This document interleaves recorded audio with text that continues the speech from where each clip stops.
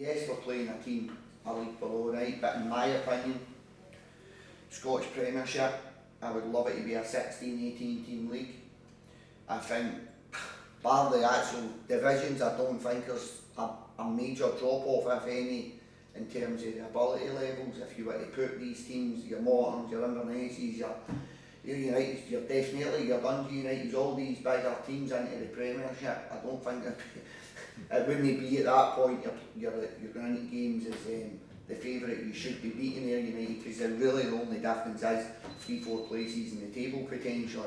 So it's first and foremost we're having a wee bit of laugh about Ayr United and stuff like that. I've still got to believe, as a club, I've still got to go and try and make sure we're in the hat for the next round, but I don't treat it as any different because you're playing a team a league below, if I'm honest. It's, for me, you're playing a team probably in and around your level, and I'll be honest with you, we've probably got the bigger budget in terms of being a Premier League club over the Championship club, which is strange saying that. But we are the team going in there probably the favourites, and United will be the underdog, but in terms of ability, I don't think there's a hell of a lot in it. So non-emotional, if that makes sense. Nah, I'm not really nostalgic, I'm none of the above. I come into my work today and I deal with the day, and whatever happened, even yesterday to a certain degree, it's kind of parked and it's away, and it's maybe a wee bit of how my brain processes life now from probably the adversity that I've been through previously. I think if I was to sit and go back to 2004, we don't want to reiterate old history, but going back to that, and if you were to sit and think about what happened and what it'd be really, really difficult to get through your life.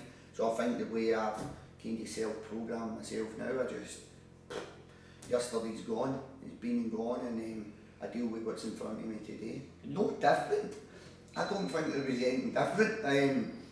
You can ask Colty probably jumping up in the technical area more than Ollie, so it wasn't as if I went for a seat to standing at the edge of the technical area, because I was probably always up and down anyway.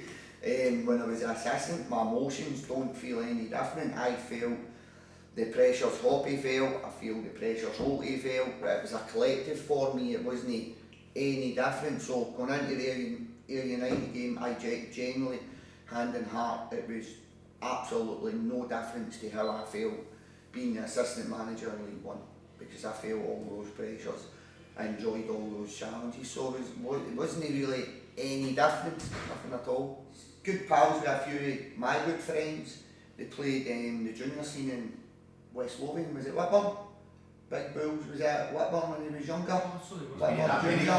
So the boys that I kind of ended my junior career with, a couple of players, Grant Fairley, Steve McElhone and Billy McPhee, they're all what I would consider good friends of mine. They all stay local. Billy works for the club. They're all very friendly with Lee because they played at Whitburn Juniors, and that was when Whitburn were a top junior side, getting the Scottish Cup finals and stuff like that, and winning the Super Leagues. I can't remember what the leagues were at that point. So I would kind of know him through Billy, met him at a couple of games when he's been up in Edinburgh. When he was at Sheffield, he was up watching a couple of games, and I would bump into him. Not so much now because you're probably different markets.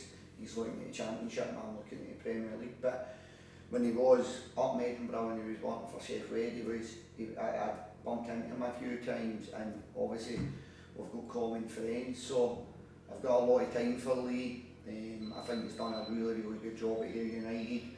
And again, I think he's on course to do a really, really good job again this year. He's probably very similar to myself in the respect that if you have a semi-respectable season, you probably lose 3, 4, 5 of your best players, and it happens every year, and he's now into his second year, so he's probably into that. And if you look at Big Dipple's left, Josh is away.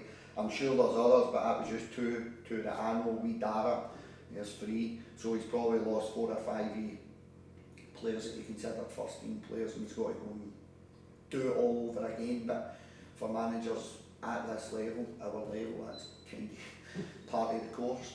Still got a wee bit of work to do in terms of his fitness. Kind of been a wee bit stop-start, because Samson came in, he trained a couple of weeks with us before I got him any game time, and because pre-season was so short, there was really only the Carlisle game that I could get him a proper, well, 90 minutes in his legs, and then we were into competitive football. In fact, I had started the competitive football the Saturday before. So there's no reserve fixtures, you can't use him as a trialist, and we've not had any bounce games in between, so he's a wee bit lacking in terms of match fitness, but I've been trying to get as many yards into his legs as possible. But he'll be one, I think he'll be a really, really good player for us this season, and it's just about adapting him and dipping him in and getting him acclimatised to Scottish football as quickly. And when I say safely, I don't mean it in the safety aspect, but I'm not want to throw him into big games and he's a wee bit out of his depth in terms of the intensity, the physicality, the aggression, and you could potentially set the kid back 6 weeks.